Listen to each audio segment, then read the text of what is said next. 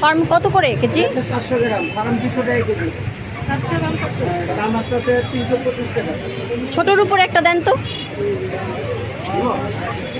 325, ওখানে কমানো যাবে না 1 কেজি মতো? 1 কেজি নেবেন।